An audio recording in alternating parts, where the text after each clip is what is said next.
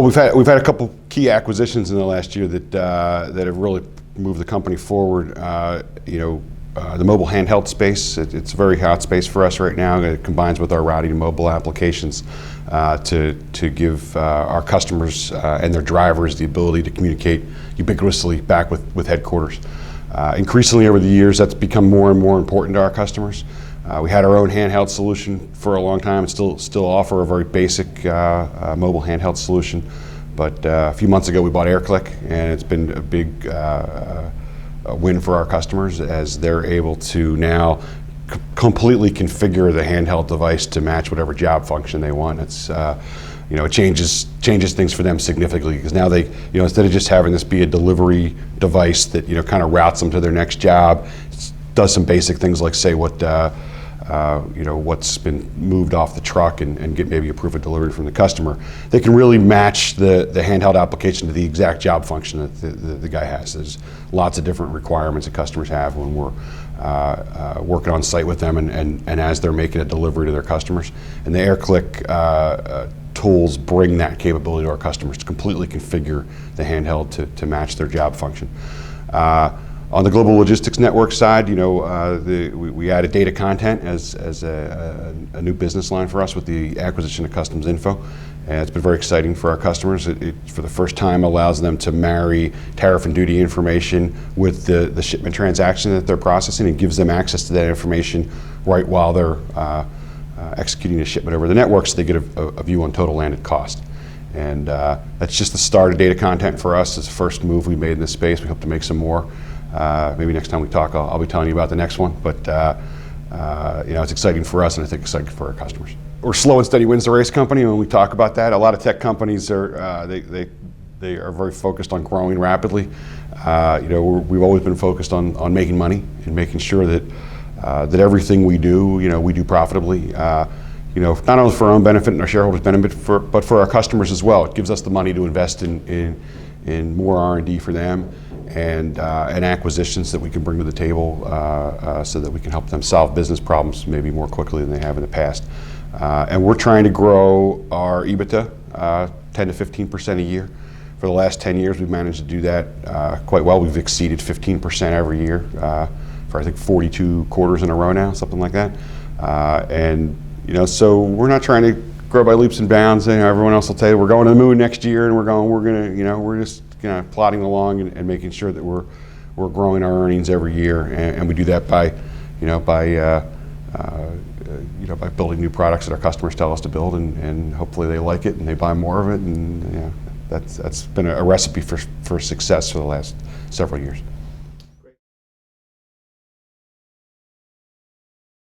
The two big things for us are omni-channel retail, where all of our big retail customers are in the last 4 or 5 years saying my web store's got to be just as good as my retail store. And if they ship anything bigger than maybe 125 pounds, they got to probably have a home delivery mechanism to do that. And it's been as a lot of the consulting firms have started to get involved in this, and they've seen that we're very good at this. We have a whole web scheduling capability that would let a retailer, while a customer's ordering something, let's say a washing machine or furniture or TV, we have a web scheduling component that actually lets them book the delivery time right on the web, and do so in a way that for our customer is most efficient, right? So that when we offer up 5 different delivery times to the customer, all 5 times are good for our customer. And that lets them put less vehicles on the road and keep their costs low by delivering efficiently. As more and more retailers realize that that's an issue for them as they move out to have an awesome web store, it's been a big opportunity for us. On the customs and security filing side, it's been more than just the last year, but it's grown rapidly in the last year. As governments of the world since 9/11 have increasingly said, I need to know what's coming across my border in the form of an electronic manifest before the plane or the ship or the truck sets sail to come into my country. That started with a burden that was put on carriers, and in the last 2 years probably it's moved to now third-party logistics providers and forwarders also have that same burden put on them. So the governments of the world are starting to get smart and say, hey, I want to know from the carrier what they're doing, but I also want to know from the third-party logistics provider, because he's the guy that has the relationship with the shipper and probably knows a lot more about what that shipper's actually doing. And so, we did very well with the carriers. We're starting, we have very large relationships with third-party logistics providers, and that same requirement gets put on them, and we're a very logical choice to execute those filings for them. And it's been a big boom in our business. To the extent handheld devices are Internet of Things, yes, right now. But that's, when I think of Internet of Things, I often think of a small computer being put in everything, washing machines, dryers, things like that. For us, what I think that's going to mean over time is containers, trucks, pallets are all going to be able to tell us at all times where they are, or at least a lot of the time where they are.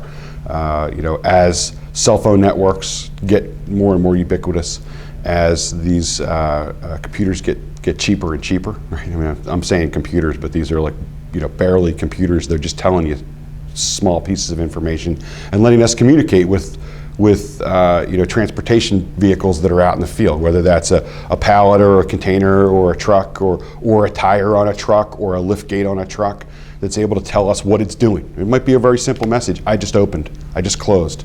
The container just arrived at this port, those types of things.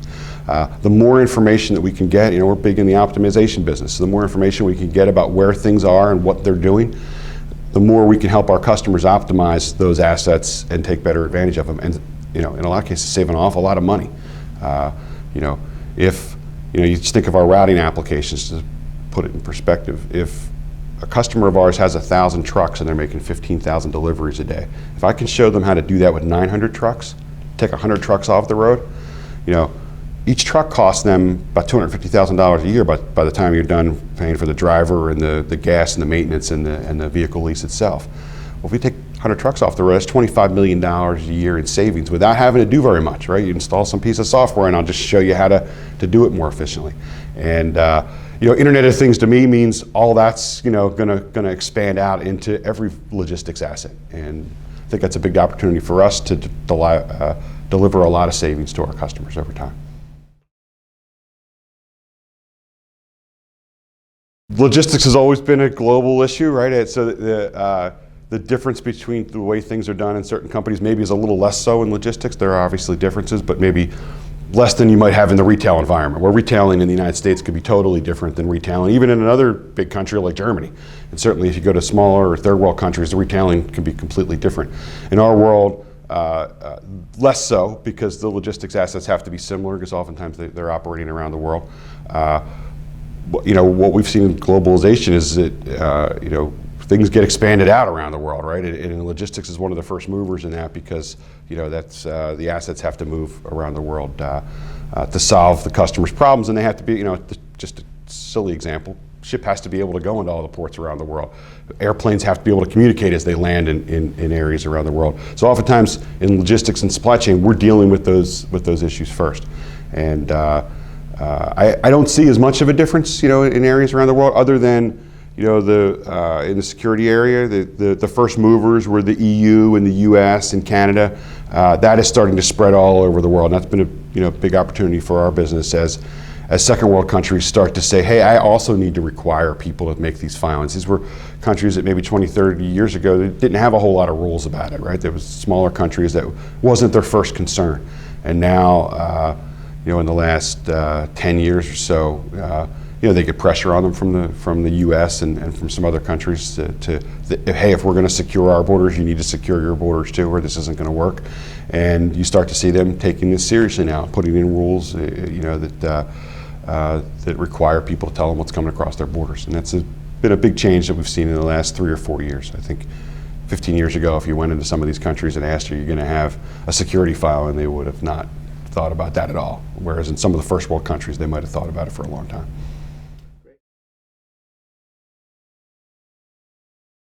If you've been following us closely, we've done very well since the .com boom. Right, this is a company that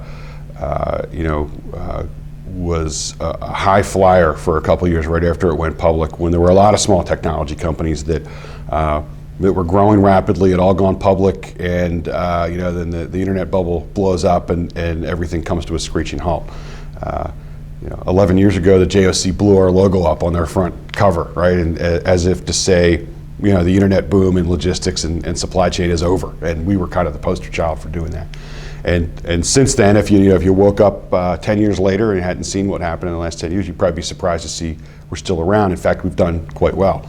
And maybe some of the lessons learned from that time are part of our success, right? We kind of went, all right, we need to buckle down and focus on our customers and do things that they really need us to do, and forget all the buzz and the hype and the things that make stocks move quickly, and start focusing on what makes our customers successful. And let's do that in a way where we're profitable. And so instead of spend because we're going to be great someday, we're kind of going, we're going to spend intelligently so that we're making sure we do the things that our customers want. I think if you woke up 10 years later and you didn't know what happened to Descartes, you came back today, you'd be quite surprised that the company has done quite well since then. I think we were 250 employees at the time. We're over 1,000 now. It's an exciting time at Descartes. I think it's because we learned to operate a business, fiscally responsibly and like it was our money. Over time, our shareholders have been very happy with that performance. And instead of being like it might have been in the early 2000 timeframe, a race, that to the moon, right? We're going, well, we're going to get to the moon, but we're going to get there in a slow and steady way, in a way that we know we're going to get there. Versus a lot of the dot-coms back then probably weren't that focused on that.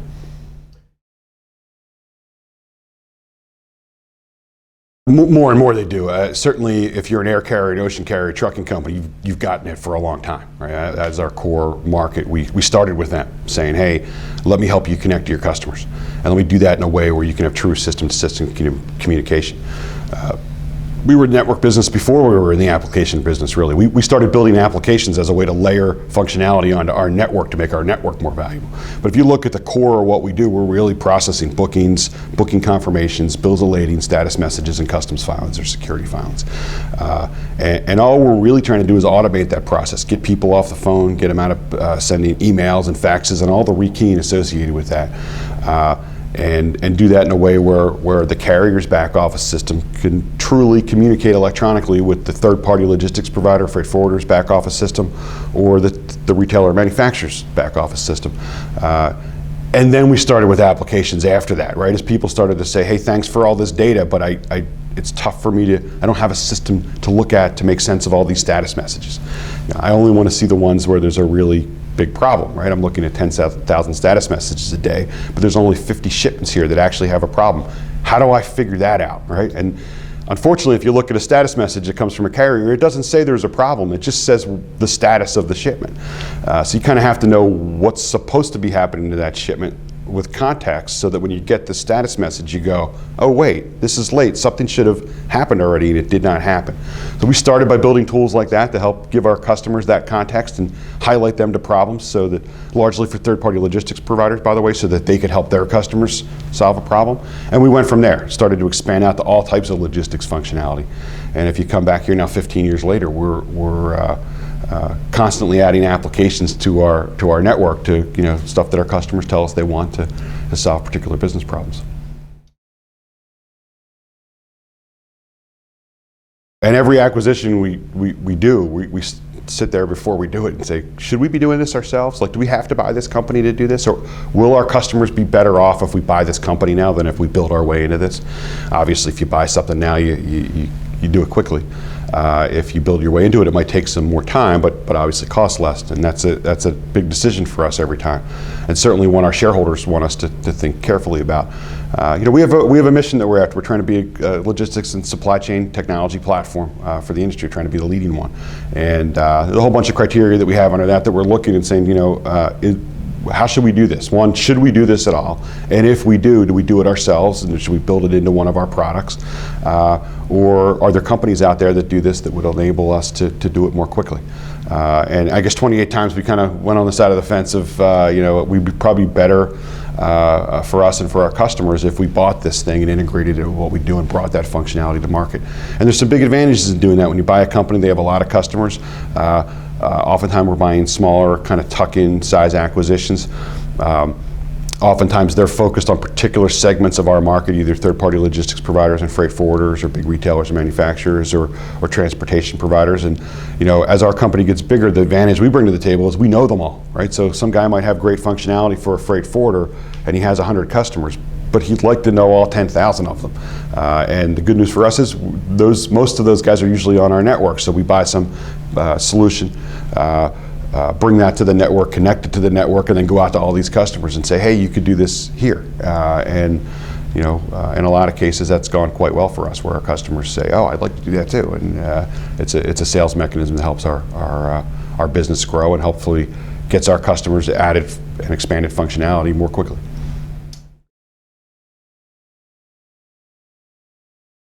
I'd look for us to be in more optimization functionality as we are increasingly collecting more and more information about where assets are in the field.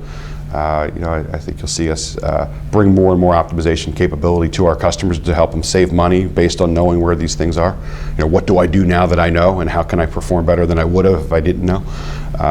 In the security and customs filing area, I think you'll see us continue to expand geographically as more and more countries around the world say that you need to make filings, and our customers need someone to help them do that, and increasingly we're the mechanism of choice.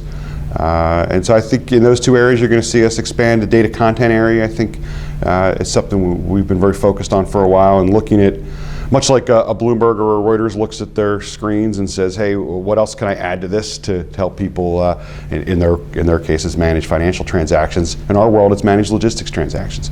And so we're looking at what we do for a living and what our customers do when they're using our system, and saying, what else can we add to this network in terms of data content that would help them make a better decision at the time of shipment. And I think you'll see us continue down that road in the next year or two.